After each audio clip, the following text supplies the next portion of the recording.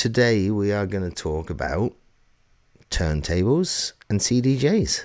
Yep, which one is better? Or not even better, but just the differences. The differences, and then that way you could choose what one you would like to pick. Yeah. If you're going to purchase one. So hopefully what we say might help you make your decision when you purchase your musical instrument. Yeah, yeah.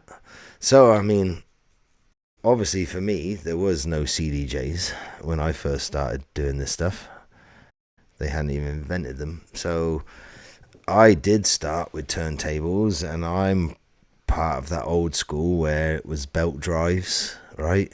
I can remember, trying to scratch on my mum's Kenwood turntable. Kenwood turntable. So, okay, because I'll be honest, I don't know as much about turntables as what you do. Mm-hmm. I'm not going to lie. Because obviously I grew up in the CDJ era. But I did start on vinyl. Yep. So, you started on the Kenwoods.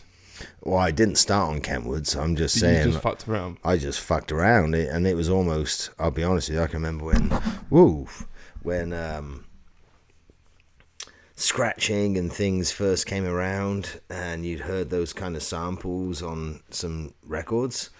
I can remember getting some of my mum's old vinyl, which was probably like, I don't know, the Beatles or Roy Orbison or Johnny Mathis or something really weird, and I still would try and just make some noises. Yeah. Were you trying to scratch Yellow Submarine? Yes. Yeah. Right. So yeah, no. Kenwood just happened to be the brand of the turntable that Mum had, but no, for me, I definitely first experienced it that way, and just playing around, like I'm sure quite a few people did, where they just, here's a little piece of vinyl, here's something that turns around, and it's got a stylus on the end of it that makes noise come out of it.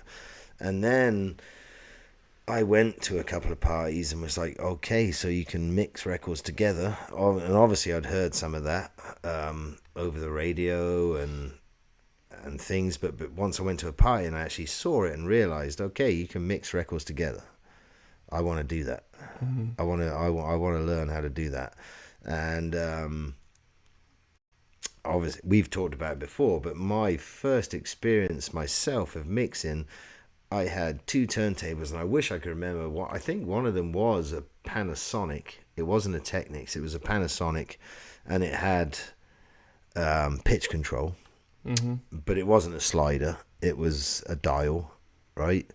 And it was belt drive, and I believe the cartridge and the stylus were pretty much. You could replace the stylus. I think you could replace the cartridge, but it wasn't like a proper head shell, like on a Technics. But so I had that, and then I just had this other old, I think it was a Sansui. I think I'd gone to a shop in Old Town in Swindon and bought myself this little hi-fi system where I'd got like a turntable with it, with my separates, with my amp and my tape deck, right? Yeah. And I actually used, and again, we spoke about this, I didn't have a mixer, so I used to put one of my turntables, I would come with the left RCA. Yeah. And the other turntable, I would go in with the right RCA, and then I would use the balance control on the amp. And I would try. Yeah. So it was in mono, and I had no cue, really. It was just kind of, winging it. And so, that's pretty much for me how I first kind of thought about and tried to kind of mix records together using turntables as a DJ. And again, I wouldn't even remember what those turntables were, to be honest with you. Because Panasonic do make Technics, right? Oh, 100%, yes. They obviously, the Panasonics weren't. Panasonic owned it. Yeah, but the Panasonic had their own version of CDJs, right? Okay. Yeah. So, what made you want to buy the turntables then? It was watching DJs. Yeah. Going to parties, going to raves. Once I'd embraced that lifestyle, I knew I wanted to learn it myself. I'm sure lots of us did. I'm sure you did. I can remember almost every party I went to, I was normally at the front, normally looking at the DJ, normally watching what he was doing, and Yeah. trying to figure out, like, oh, fuck, man, how do you do that shit? Yeah, man, because I done that as well, and I want to be that guy out there, right? Who's Yeah. doing some cool fucking shit with his Mm-hmm. music. So for anyone that is actually wanting to get into turntables, because as you said to me before we started the show, was that a lot of people in the UK are going more to vinyl, right?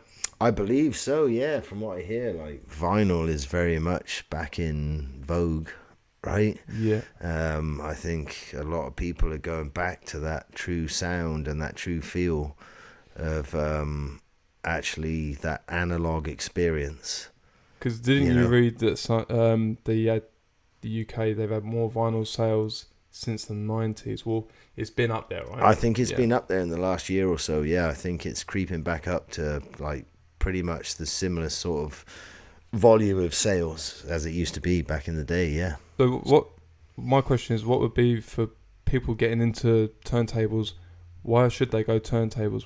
What separates it from playing CDs? Like the sound, Oh, the control. I like, can no, I can answer that really quickly, Brad. Yeah. It's like men and boys, bro. No, I'm just joking. No, for me personally, it's analog. It's an art, isn't it? It's an art. Yeah, and the sound of vinyl is different, right? The sound of vinyl is so much different. It's so richer. Like the depth of the sound you get Yeah. as you're playing, you can't compare it. No. Because I know digital has come leaps and bounds from what it was originally, and I know the formats have all changed and the speeds but when you put a needle on a record, right? Yeah. Or I shouldn't even call it a needle. Some of those like purists out there will be flipping right now. It's the stylus. Always someone's got to say Right? it, right? Yeah. But when you drop that on the record and you listen to that and you get that warmth and you get the little pop and the crackle, and again, depending on we've talked about this too. We will do another show talking about different cartridges and styluses and brands. Yeah, we're gonna do one. It can make a huge difference, right? Yeah. I could take any turntable, and again, we could break this down, and we will. We'd love to do more shows on this. We could break down just the different sound coming out of the one turntable with different head shells and cartridges on. Yeah. And styluses. Yeah. Because of the way it's wired. For sure, yeah. Right? Yeah. Like I have an old upstairs right now in my spare bedroom. I'm actually going to donate it to my daughter who's just turned 15 and got her first piece of vinyl, which I'm pretty proud about. It's not electronic, which is a shame, but it is the Arctic Monkeys, so I'll let her off with that because it's still a solid choice. Still a solid choice, yeah. Yeah.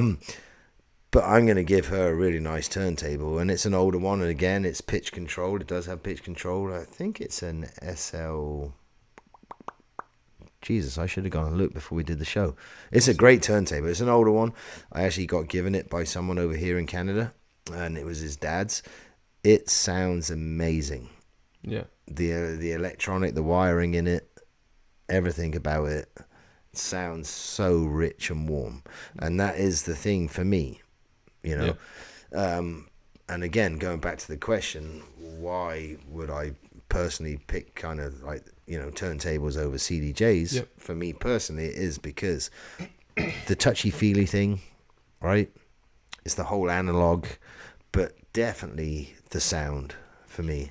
Yeah, I think because, again, we're going to get onto CDJs, but for, I think, anything like with the vinyl thing, you can get the rain stuff now, can't you? The dummy vinyl. Oh, yeah. And play your MP3s and things like that, right? And, you know, it's going to be, it's way more out there now than just buying vinyl. But the thing with vinyl is a lot of people labels only release tracks that are only on vinyl. 100%. And, you know, bin digging is like one of the coolest things ever, right? I mean, you've done it a lot more than I have, but that's just part of the art, right? I guess. I mean, Yeah, You know more than me about this, obviously. So I mean, that obviously was part of the fun. Yeah, it was the fact that, like you said, 100%, some tracks were only ever released on vinyl. I think that's changed, in the past, however many years. It might go back to that again, right? And there was always the white labels and the, hunting for them before they got released, or the literally like the acetone copies that were just sent out, maybe like 10, 20 of them. I never got any of those, to be fair. They would go to like your big name DJs. But yeah, no, definitely, it's just a different thing, And again, we're going to talk further into the CDJs and the whole sort of digital side of things. But for me, you get a piece of vinyl, you've got one copy, right? Yeah. It's right there. It's your baby. You take it out of the package. It depends how well you take care of it, right? It depends how many times you play it. Depends on, do you have good needles on it when you stylus? Sorry again. Stylus for the professionals out there. For the purists. Purists, I mean, yeah. It depends how well it will last. With an MP3 or a WAV, it will last forever. But even then, if you go MP3, the sound quality isn't as good as a WAV, and people do buy MP3s. Exactly, and again, that's a whole different show. Whole different purist show. Exactly, how many MP3 don't sound as good as WAV, and right? Yeah, so yeah. So buying a turntable, what would be your recommendation of being the first time buyer of a turntable? Like, what would be the key things that you look for when buying a turntable? Because some people say, you have to buy a Technics, and you didn't buy Technics recently, you bought Audio Technica, right? That's right, yeah. And again, people will be like, everyone says I have to buy Technics because it's the industry standard, but you don't really, do you? Yeah, I honestly, I think nowadays, Brad, it's a great question. It really is. Thanks. It's like a solid question because yeah, no, don't get too up yourself then. It was a good question. Yeah, just like, calm down, son. No, it is a great question because I wish I'd never sold my 1200 Mark IIs. Yeah. I really do. Like, it was one of the worst decisions I made in my life. I look back with the regrets that I ever sold them. And I sold them when I went to Australia and I met my beautiful wife, so it's all valid. But do I wish I still had my Technics? 100%. Do I think that you need to buy Technics to learn how to DJ? No, not at all. Not at all. And there's so many options now. And again, back in the day, and you and me have talked about it before, where we've called them Technics copies, right? Yep. So you'll get your ones that look like a Technics, but they're not, right? But they copied the shape and the style and the layout. And I honestly, I think back in the day, Sound Lab, I think, was a brand that did some really shitty ones. Sound Lab. Right? I remember Sound Lab, yeah. They were just like, it was like having a, what did Del Boy used to drive? A Robin Reliant? Robin Reliant. It was like having a Robin Reliant. Like a crappy freewheel van of the turntable version. Right? Pretty much, mate. Pretty much. Yeah. So, but those days have gone. Mm-hmm. Well, they're not. There still is those fucking shitty things out there. Yeah. But for the money, so like you said, I don't have Technics right now. We can look behind me. Actually, not behind me personally, but we go back to the third camera. There we go. Yeah. You can kind of see mine right here. Yeah. And so, they are Technics copies, right? They are. They're Audio Technica, and they're the LP120s, and they are USB. Oh. Not that I've ever used it, but if you wanted to, like, rip your vinyl to, MP3, you could rip it all using those. Never plugged it in that way myself. So what do you think, obviously playing on Technics and things like that, what do you think the difference is between them and the Technics and the purpose that they serve you? I mean, is there much difference? Yeah, it's about for what you're doing. Yeah. It's about $1,000 difference. Nah. Obviously the money is difference. build, quality, everything. Yeah, Technics. You can't beat them, man. Right? Yeah. But for actually just playing and mixing some tracks and beat mixing, depends what you want to do. Do you want to scratch? You want to actually be a scratch DJ and do that style of things? If you do, you straight up need a Technics 1200 or something above that now, which there are some. Yeah. And again, we've talked about this. We're going to go into another show where we talk about the other options nowadays that are above and beyond Technics. Because Technics nowadays, and again, I'm gonna just throw it out here right now. For me, the Mark II Technics 1200 is the ultimate turntable. I mean, it is, and they still use them today in the clubs today, man. They're 100%. like the best ones for sure. The Mark 7, I don't even like it. I've No. touched the Mark 7. I've touched, I think it was the Mark 5. I've had a little feel of. Myself, and I personally would never spend the money on one of those. I'd rather go and find a used Mark II. Just reconditioned well, Mark serviced. II. Yeah. Yep. You can rebuild them. There's companies that rebuild them from scratch. That thing will last forever. Yep. Right? I had one. I've told They're you quite this story. shockproof, aren't they? Well, I've told you the story before. I had one, and I was DJing in the kitchen. I was kitchen DJ. Kitchen DJ. And I had my turntable sat on top of the flight cases, and I turned around. I had my headphones, and the cord was plugged in. I turned around to grab a track. Guy came in the kitchen, tripped over my headphone lead, leant back as he was falling over, and he grabbed the flight case. And all I heard was the needle. It was the record playing. Was the turntable he grabbed. Yeah. And I heard the needle scratch across the turntable, and I turned around and I watched my turntable with the flight case turn upside down and land right on top of the S-arm. Yeah. Right, and so now here I am looking at my 1200 on the floor. Right. Yeah. Yeah. I turned it upside down, or turned it the right way up. Sorry, turned it back up the right way. I had a look. The whole S-arm assembly was sunk right back into the turntable. Jeez. Because it had landed on that. Yeah. 2 months later, I'd sent it off to a Technics specialist, and they rebuilt that, and it came back, and it was faultless. Nice. Like, they're just rock solid. It's like having a tank. Yeah. They're a tank, so, right?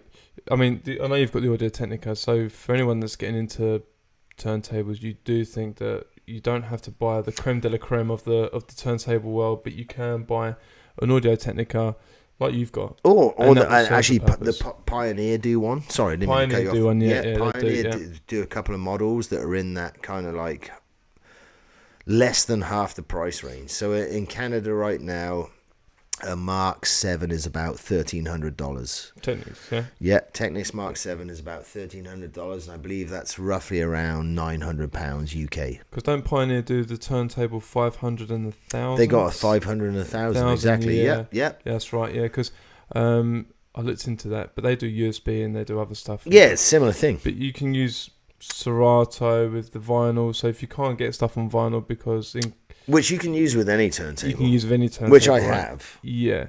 It isn't limitless, obviously, because you can get the reloop stuff to loop on vinyl. You can do a lot with the turntable, but I think having the dummy vinyl and the computer and stuff, you've got a wider option. Absolutely. Yeah. Absolutely. And again, so kind of really, like, if we're gonna break the story down, so I started off with vinyl, like I said, belt drives, trying to learn like that. Finally got my Technics, DJ with Technics for years, left England, moved to Canada, had no Technics, but brought all my vinyl with me, which is behind me right now. Stored my vinyl for years, and then didn't DJ for a long time, and that's when I got into controllers myself. Yep. Okay, so I never did CDJs, but I did do controllers, and I started off with some shitty little Newmark. I can't even remember what model it was, and then I got a Vestax one, which was quite a nice little controller, but it was quite small, maybe the size of a laptop. Yep. Right, small little toy, really controller, but Vestax, amazing company. Yeah, Vestax done some good shit. Oh, their mixes are amazing. And then I finally went on to the Newmark NS7 II. And that's a controller, yeah. And that's and it's a good size controller. And at the time when I bought it, it was, and still is. They got the NS7 III now, and it competes with the Pioneer controllers. Yeah, I mean, I'll be honest with you, I haven't really kept up with the controller side of it, but again, we're going to do another episode now. Exactly. Yeah, we're going to dive deep into that. But yeah, so for me, I went from vinyl, Technics, controllers, and then I totally did the flip and I went back to vinyl again. But as I went back to vinyl, I did do the DVS, the digital vinyl solution, or the dummy vinyl. Yeah, I don't really know the technical. It's DVS, right? So digital vinyl solution. So I've got Serato. My mixer, I don't use it for Serato anymore, but my Mixar's mixer is Serato based mixer. Yep. So with the CDJs and the vinyl, I think with the vinyl, you do get that that WAV thing, right? Mm-hmm. You can buy the beat port, the tunes off your beat port. You can have the digital copies. But again, with the vinyl stuff, there's also vinyl released to this day that isn't on vinyl. That isn't on digital. Yeah. But you can only get on vinyl, and that's another thing. But I think with vinyl and the copy, the digital as well, you got the best of both worlds, haven't you? Absolutely. And then you can have fun picking vinyl. But also, you can have the stuff if you need to.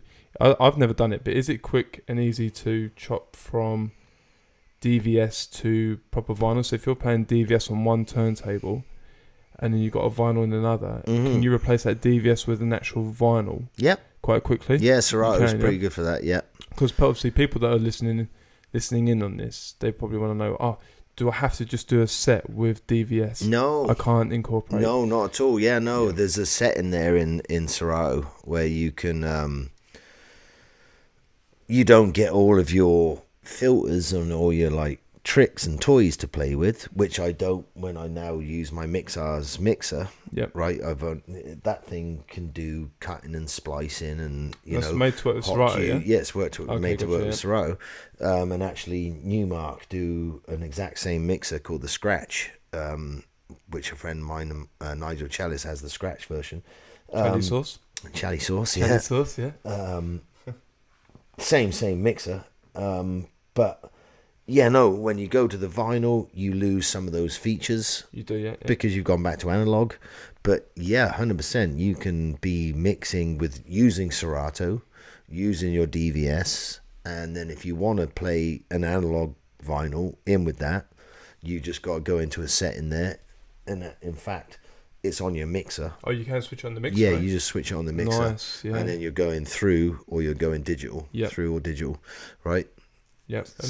The thing also, is with you do Serato and they've got Tractor as well, right? Yeah, there's Tractor and there's Record Box is the other one. Record Box is for the CDJs, isn't it? Yeah, but there's still a vinyl version of that, I think, there as must well. Be for the 500s and the 1000s, yeah. Yep. It must be. I'll be honest, I don't really know. Yeah, no, they've got theirs for sure. They do, man. They have, yeah. Yep. So CDJs, then. I mean, we're going to dive deep into the turntable about weights, styluses. We'll go into a separate episode with that, right? Yeah, we can really break that down. But this episode, we're just covering basically just a comparison. Which one's better. Mm-hmm. Or not better, just which one might be better for you. Yeah, which one was a better choice, right? Yeah, exactly. So CDJs. Mm-hmm. And again, you've had a lot of experience. Me and myself. You haven't? No, I've touched a couple of them. Yep. But obviously you've had a lot of experience starting from early models. Yeah, right? and I think this is a good discussion because you haven't had that experience. Mm-hmm. And I have, so then people can see, because you haven't had that experience with CDJs. Yeah. And I have, people can see the two opposites. Yeah. And then compare it a lot. And obviously their progression in models because they've come a long way. Yeah. Right? Yeah. I mean, for me, the first pair of CDJs that I ever had was the CDJ100s. Is that right? I started off with vinyl and I fucked around with it, right? And I learned how to mix. And were you learning on Technics? I was learning Stantons. Stantons, okay. Yeah. Yeah, all right. Yeah. But again, I wasn't playing in the club. Yeah. I was playing in my Your bedroom or whatever. Yeah. On the ironing board. Yeah. And I was learning that way. So I started off with the CDJ100s, and I was like, wow, I don't know what the fuck I'm playing with here. But I bought them used off my buddy Chug, and it came with the DJM300. Didn't have a BPM counter. It had the effects of jet, wah, and pan. Right. So you push the button, and then if you did jet, you go, you'd be like, fucking hell, you felt like in a club in your bedroom. And then it was pretty cool. And you did do it through pitch control as well. And you did use the jog wheel. Yeah. To get it in beat like you would with CDJs. Similar, because obviously CDJs are emulating vinyl. Yeah. And it was good, and I sent you that picture the other day, didn't I? Yeah, it's a great picture. I wish we actually had it loaded up. Yeah, so we could I'll do it in post. Yeah, do it in post. But I uploaded it, and I'm a skinny little. It's a great picture. Fucking like 13-year-old kid. But you're so tall, leaning down. Yeah. And there's my WKD. People who are UK listeners will totally understand how drinking WKD made you look like an hard bastard. Yeah, back in the day. Well hard, mate. Yeah, fucking well hard. And so I done parties with it, and it was good. And then I got limited to it, like anything in it. You get to something, and you're like, I need a step more now. So they were bought out in 1998. 1998. That was the 100s. It was 100s. And that was the first one, right? No, the previous one was the CDJ500. No, actually, I wrote it down. The CDJ 300. 300 was before the 100. Came out in 1992. Is that right? So wow, that's early days. Yeah, no doubt, man. That's crazy. Yeah, you might have been clubbing. Some might have been playing on that. Yeah, I had no idea it was that early. I'll be honest with you, I didn't. No. So then after that, the CDJ 500s came out, and that was the 1994 to 1997. So it went 300, 500, and then 100. Yeah, it's a bit backwards. That is a bit weird, isn't it? I wrote it down, as you can see. We've got a little board here with our data. But the CDJ... You're giving away our trade secrets, bro. Well, a little bit. But the CDJ 350 came out in 2010. But the first one was a CDJ 300, came out in 1992. Wow. Bit weird with the numbering, but anyway. But I'm shocked that actually in 92 they had a CDJ out. So yeah, you could have been 9 RB for, and they could have been. Yeah, no, I don't know if totally, they were. That's totally in that. That's in that era, but I don't remember people using them back then. I'll be honest with you. I don't remember ever going to a club in the early 90s and anyone using CDJs. But then were Pioneer CDJs taken seriously back then? Do you reckon? I don't actually know. I don't know. I really don't know. Like I said, CDJ things, and people were like, "Well, what the hell are they? We got vinyl. Now get them away. They ain't gonna work." We'd almost have to talk to someone that was more into that in the industry, like actually fully in the industry back then. For me, I was just a partier back then. Right, we could do another video and find that out. Actually, what it was like back then for industry. Yeah, where it actually that in, and when did it really first start getting incorporated into clubs? Yeah, when was the transition from Technics? Because Technics for years was just, if you went to any club, that's what you were going to play on. Yeah, exactly. Yeah. The mixer, that could be hit and miss. That was the kind of That could have been. That could have been a realistic really or a Radio Shack or a fucking. And you're getting that all crunching because you push it up because people have been slamming the channels. Or it was fucked and you just had to you just leave it on, right? Yeah. So then they brought out these CMX 5000, and it was like, like when you had the disco guy, and you had the thing in the flight case. And you had the 2 CD things and the player. Oh yeah. That style, the Denon style, where it was like 19-inch rack style. Yeah. That sort of with thing. With a small jog wheel. Yeah, it's like a dial, right? It was more like I said, it was more like a 19-inch rack module that would go in a studio. Yeah, similar to that. Denon did. They did early ones of those. Yeah. But Pioneer brought out their one, CMX 5000, in the year 2000. Okay. And that was like a rectangular, like you say, like a rack thing, right? I never played on it. I never got into it. yeah, Yeah, wasn't a that thing. I honestly think that side of it, for me personally, when that was all coming out,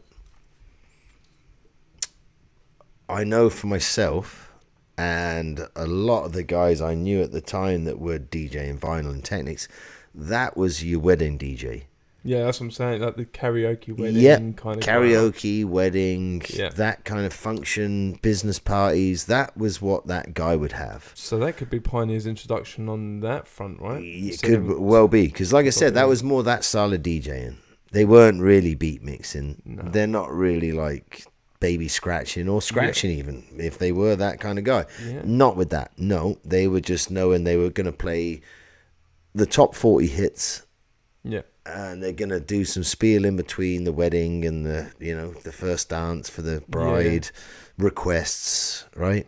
Have you got some, I was going to say, what's the staple wedding songs? Piano. Right? Dexy's Midnight Runners or something like that. Black Box, Right on Time. Yeah. Right on Time. Yeah. That's a classic. Yeah, all them ones. So, top tracks, man. I might remix one. So the next one of the CDJ that I got onto was the CDJ3000 Mark II. Okay, and so what year did that come out? That come out in the Mark II came out in 03, but I didn't know until I looked earlier that they actually bought out the CDJ. The first model, Mark 1 if you want to call it, in 2003. Okay. So I don't actually know... 2001. The Mark 1 CDJ came out. Yeah. So I don't actually know if it's any good or not. I've never played on it. You never touched it? No? Never touched it, but I touched the Mark 2 and I played on that. And then they bought out a DMP 555 turntable. Which was that kind of like some weirdy kind of digital weird. thing? Or was it an actual vinyl turntable? No, it was a CDJ. Yeah. But it was... But it looked like a turntable. Yeah, Technics kind of did one too. It's weird, man. It was something like that. I'm not... I know Technics did one, didn't Yeah. they? Yeah, I remember. So I got onto the CDJ 1000 Mark IIs. They were good because you could do loop effect on it. And then the Mark III came out, which I did have a pair. Yeah. That came in where you could queue up your tracks on CDJs. You could set auto queue, so you could have A, B, C, was it 1, 2, 3, and you could set where you want your cue points to start. So if you are, mixing songs, you have a little memory card SD slot. That was like the first introduction of like the USB of SD card of like introducing like pinpoints. Yeah, hot cues. Hot cues. That's hot what cues. it's basically. Well done. I'm glad you're here today. Thanks for coming in. Thanks for coming in. Yeah, the office will send you, your paperwork. Send you an email. Yeah. We'll let you know. Yeah. And then, I got into that, and then I actually got a pair of CDJ200s. So the CDJ1000s were a lot better, but then the CDJ100s were a bit old, and the CDJ200s came in.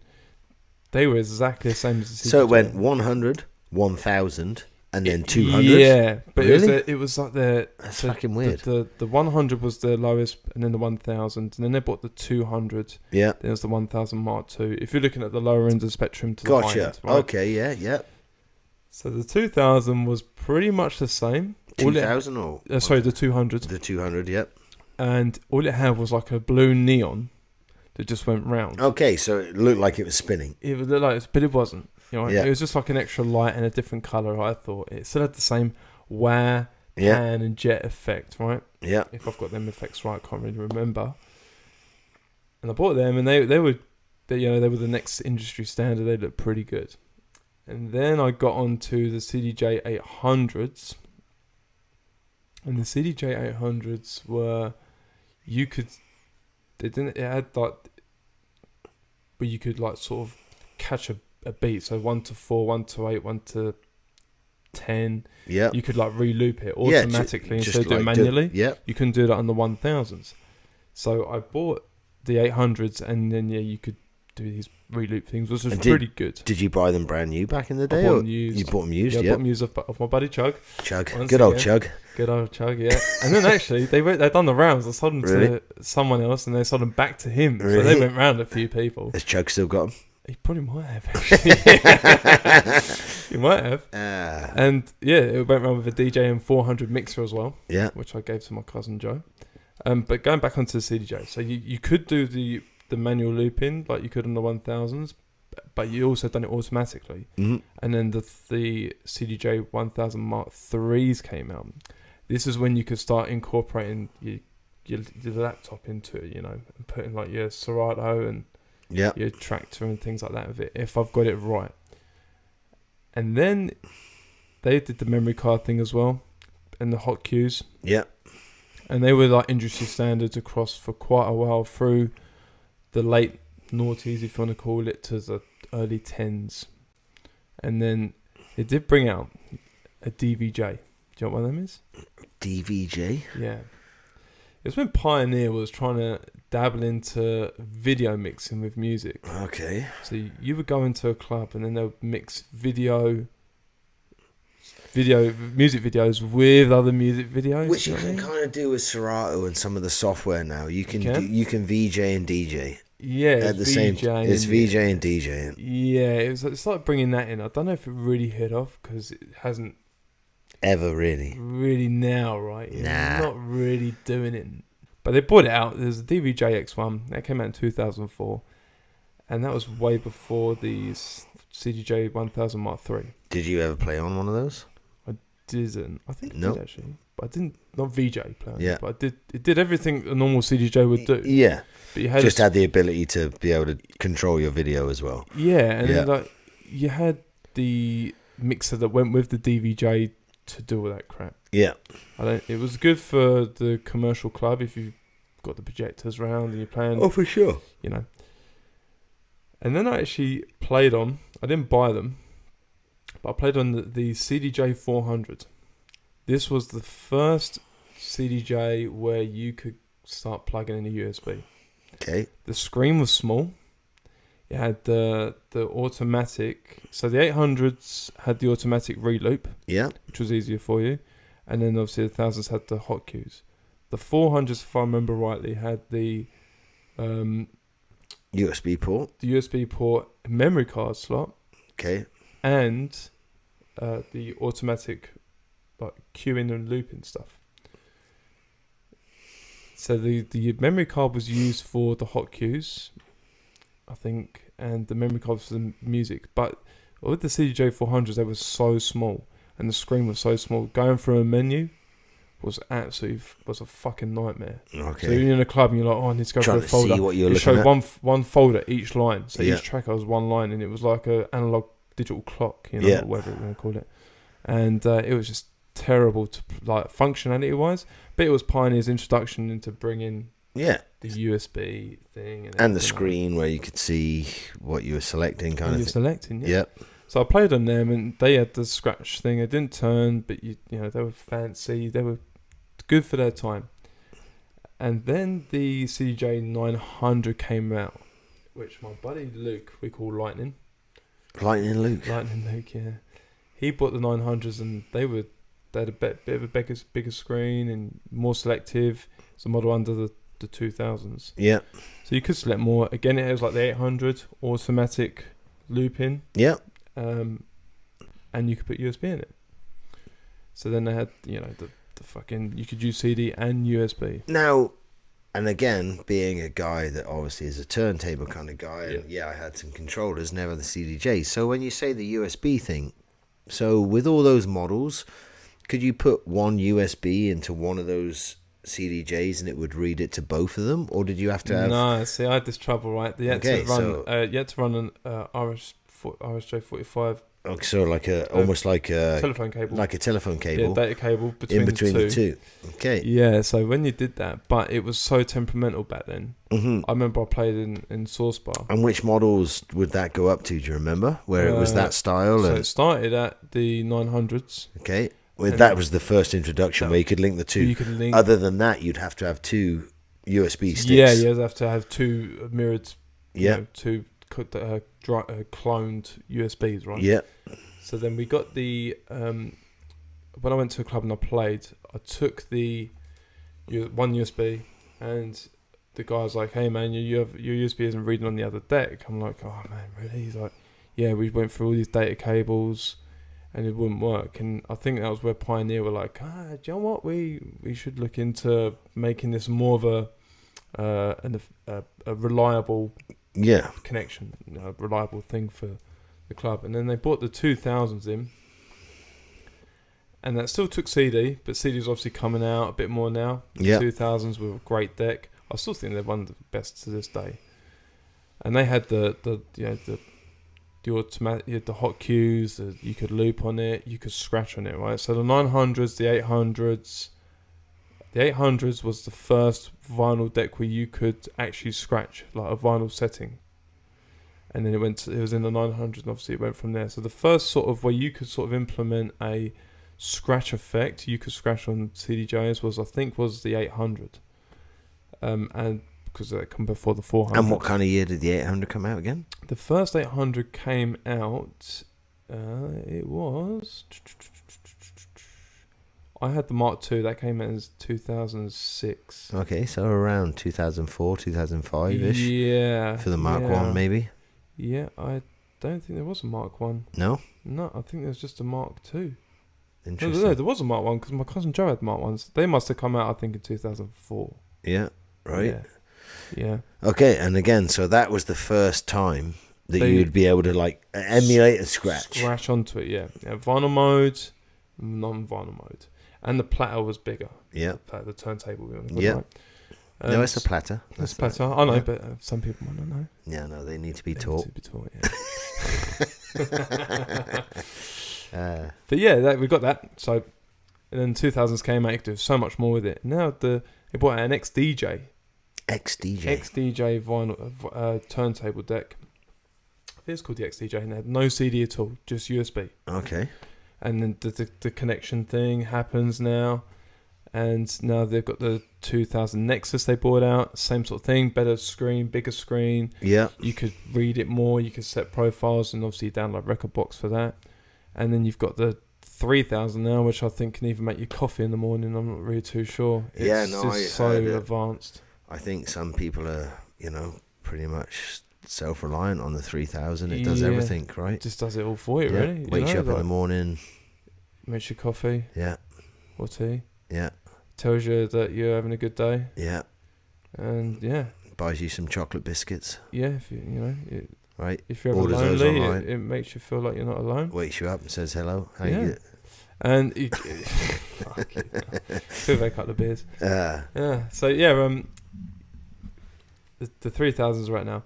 So going from like comparison, we've gone through a little bit of history of the CDJ, but going from the comparison, the CDJs, they do everything for you. I wouldn't say do everything for you because that's kind of taking away someone's ability to use a skill. You can do a lot with them. Yeah. If you're doing a lot of quick mixing, like mini mixes, it's a lot easier to do hot cue points. Yeah. You can set playlists up and do it really quickly. You can scratch. There is a lot more advanced to do that. But I think with the vinyl thing, it's just picking out vinyl, isn't it? Yeah, I think, again, going back to where we started on this whole conversation was that, yeah, there's pros and cons to both of them. CDJs, there's so many more effects and tricks and things you can do. Like you said, even if you had an old set, I'm sure some people still have 900s. Probably, yeah.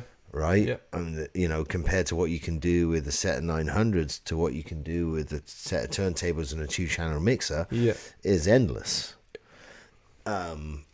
So it really depends on where do you want to go down that. Once you go down to like your 2000s or your 3000s, your CDJ3000, your effects and your stuff like that you can do is endless.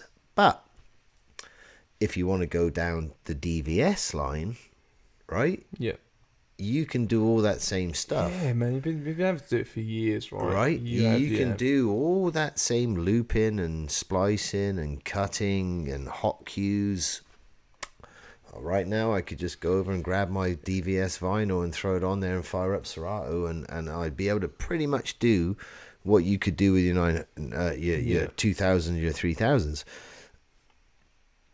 I think at that point it just comes down to what experience do you want to get out of it, and where do you want to go. For some part, I think, and this will play into it for some people, is how much money do you want to spend. If you want to lay right down right now, let's even say you want to get a set of 2000s. Okay, how much are one of those each? What, the original, roughly? The Nexus? The original, I reckon, they're still, if we're talking dollars, I reckon they're probably still $1,000 each. $1,000 each. Yeah, I mean the 3000s are like $2,900. So $3,000 each. For the 3000. For the 3000. So right now, like that, if you guys were thinking about buying the best Pioneer CDJs, I don't think you need to. No, but if you were, if you were, hypothetically, you'd be looking at spending $8,000 by the time you got the two CDJs and the Pioneer mixer that you would want to buy, because you would want to buy a decent Pioneer mixer to go with that, because if you're going to spend $6,000 on your CDJs, well, then you might as well spend another $2,000 on the mixer. So $8,000 for a setup that, yes, they play at all the big clubs and festivals and all the big shows, and it's got all the bells and whistles, but could you have as much fun with a $2,000 setup? Could you have as much fun with a $1,000 setup? I mean, in my personal opinion, yeah, you could. Would it be as advanced and have all the bells and whistles? No. But with again, this is almost where this show started. In my personal opinion, you could go out. So my Audio Technicas, cheap model, they were $500 each, right? So a cheap turntable, cheap copy.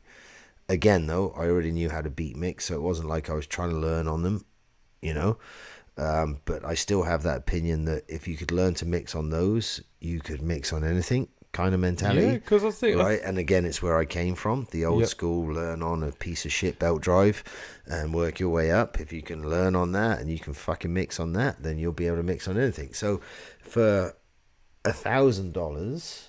for the two turntables, and then let's say another $600 for a brand new mixer, and then the DVS and the Serato.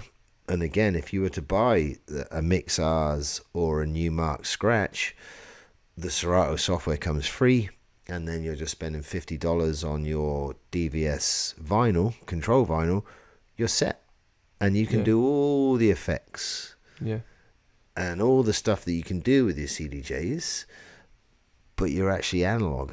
And again, for me, being a bit of an old school anal guy, I like that style of things. You know what I mean? Yeah, I mean, like, and I'm not saying that CDJs are like bad juju. No. I'm just saying like that's your style and that's your thing. That's my style and that's my thing. And that's what like with this video is that basically you've heard Craig's view on. You've heard Craig's view on the vinyl thing, and you've heard my view on the CDJ thing. You can do a lot with CDJs, and it all does depend on the mixer as well. Because the mixer's obviously a lot more complex as well. Well, that's a whole different show right there. Like mixers and their key. Their key part in your setup. That's a whole different show, because you could have the best turntables in the world and you could go and buy yourself a fucking cheap, shitty mixer, and everything you play is going to sound like shit. Even if you've got the best stylus and cartridges. I didn't say needles. Did you like that? Didn't say needles. Perfectionist. Yeah. It would still sound like shit. Right? Yeah, I think for me, if you're going to buy CDJs, if you're out there and you want to buy CDJs, buy 900s or 800s, but buy a decent mixer. Yeah. And then if you want to go a little bit more, buy the 2000s. I wouldn't go out for $3,000. If you've got the money, go out and buy the $3,000. CDJ 3000s, right? By all means, knock your head, knock yourself out. But if you're starting off, find some 800s or some 900s or 1000s if you've got CD. But if you want to use USB, I would definitely go for the 900s, the XDJs. You think the the 900s are still pretty viable? Yeah, I think the 900s are a good vinyl to incorporate USB. Excuse me. And the vinyl set up and, you know, doing all that, but having a good mixer. Yep. That's a good thing. The XDJs are, I think, really good as well. They're cheaper Than the 900s? Than the 2000s, okay. I think so. They're a good one. And that's a good way that I think to start off with if you're getting into CDJs and things like that. If you're happy just playing digital. With vinyl, yeah, I think if you are happy playing digital, but you also want to be into the collection side of things and you'd like to, you know, go out and source some different vinyl, having that in your hand, because don't forget with some vinyl releases, some DJs will only release 300 vinyl of one track. Yeah. And that's another whole different That's a whole art different thing. on its own, for right? sure. And it depends what kind of the spectrum you want to be. Is it and also your commitment and your longevity to the hobby. Like, I'll throw this one out there right now too. Like, I've obviously been saying you don't need to spend loads of money on turntables to go and get into this hobby, which I truly don't think you need to. And I almost, like I said, I think spending less and getting shittier ones to start with is almost like, the better way to learn some ways. Yeah. But if you have the money and you are willing to commit, I would say hunt out some old Technics Mark IIs.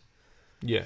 1210s, 1200 Mark IIs. I played in the 1210s, yeah. All day, every day. Yeah. And again, the 1200s, 1210s, just for anyone that doesn't know, the only difference is the 1200s are silver and the 1210s are black. Yeah. That's the only difference. Other than that, exactly the same turntable.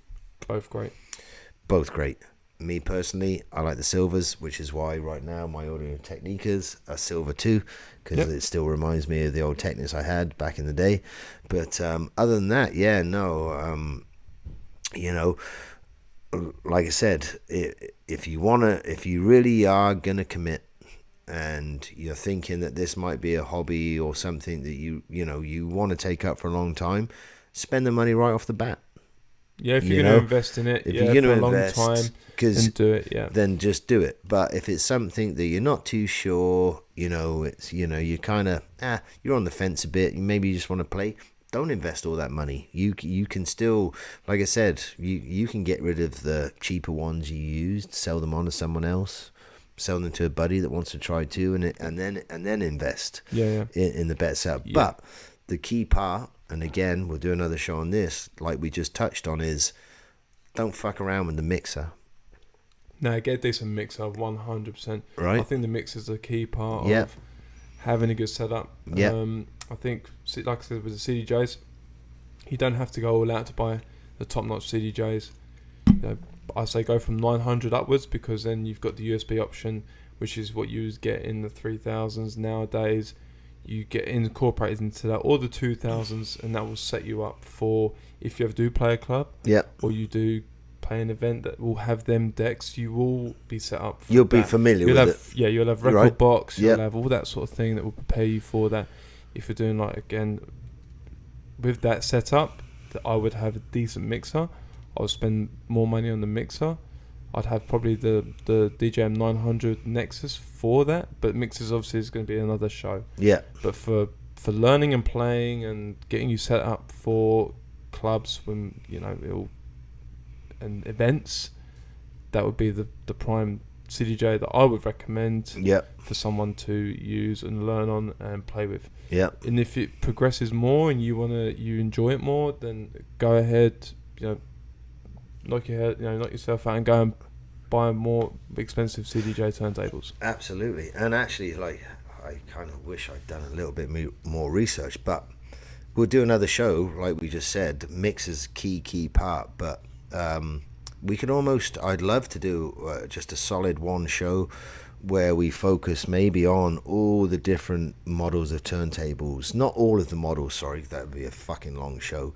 Yeah, what a long show, yeah. But maybe we'll do like a price breakdown of, you could enter into the market on this scale and it might be good for this, and we'll do a real basic, a mid-range, and then I'll do a whole top range, because again, I was talking to Brad about this earlier. Technics right now, especially their Mark 7, again, not a huge fan of it myself. I would still go back to the Mark 2. But there is a whole load of companies out there right now that are producing some turntables that are on par, and if not better than the Mark 7. And that's a whole different show. And that, again, there might be some people right now that are just like, oh my God, there's something better than the Mark 7. Trust me, there is other turntables out there that will compare. Cheaper as well. Yeah, some of them are cheaper, some of them are actually the same kind of price. Yeah. And again, that's a whole different show, Brad. Yeah, I've also got to mention that Denon have also been, obviously, Pioneer's been the creme de la creme brand for CDJs. For CDJs. Yeah, but Denon have always had their little finger in the pie. Yeah, so Denon now have bought out their CDJ. It's called an CDJ3000. Interesting. And how long? Sorry, I didn't mean to cut you off. But how long ago is that? A recent? That's recent. Okay. They bought it out, I think, to compete with the 3000, but they're half the price almost. Wow. And a lot of people I've seen on social media are going to Denon. I've actually. It's funny you might say have seen that because it's been online. I did see. Who was it? Somebody posted on something that were just like it was actually Facebook, but I can't remember which one of the friends or which group it was on. But yes, somebody had posted that the Denon is right there. It's got everything that the 3000 can offer, and maybe even a bit more. And it kind of contradicts what I've said about buying a 900. You could spend a little bit more and buy the new Denon CDJ SC6000 because it has a big screen like the 3000. It pretty much does everything. Now you've started this conversation, we've almost got to do a whole show on that, Brad, don't we? Maybe we're going to have to do a show on a little bit of a comparison between the 3000 and the Denon. Yeah, I mean... Hey? That's something, we could probably do, actually. Yeah. Yeah, but I forgot to mention that the Denon, literally just bought out a new CDJ that's the competitor of the CDJ3000. Well, I'm disappointed that you forgot to mention it. Well, yeah, we can do another show. Sorry. So, yeah, I mean... that's awesome. Yeah. I looked at the price literally before we started this episode. So it's like pretty much half the price. It's like $1,800. Wow. To 7. I saw it. Which still is a lot of money. I saw it cheapest for $1,700, but we need to look at the UK prices for people too. Yeah, obviously, we're doing our show and we always talk about dollars. So it's pretty much close, but like I say £1,000 for the Denon CS6000. Yeah, and I say about £1,800 for the CDJ3000. Is that right? Yeah, because that was how much they roughly were. I think when the 2000 came out when I was back in the UK, because our full setup was $5,000. Yep, in pounds. Right, £5,000 for the DJM 900. Yeah, the 2000s. It was about $5,000-6,000. Here in Canada, like you said earlier, it's about $8,000 to $10,000. Yeah. So yeah, it's roughly about that. So. Well, like I said, maybe we'll check the prices. Touch on that. Yeah. Absolutely. Yeah, hopefully what we spoke about will absolutely help you in your decision in picking a CDJ or a vinyl. Yeah, and if you guys have any suggestions on kind of things you'd like us to talk about, maybe, comparisons and stuff. Obviously, we're from different backgrounds, but we've got some knowledge on equipment. Yeah, we're always open to some suggestions, right? Yeah, and again, what do you guys want to hear about? We'll do the research. We've got knowledge, like you say. Yeah, so touch base with us if there's anything you would kind of like us to talk about. And again, comment below. Yeah, comment below. Subscribe. Yes, give us a big like. And we'll see you on the next show. We'll see you on the next show. Thanks very much. Yeah, thanks for tuning in. Take it easy.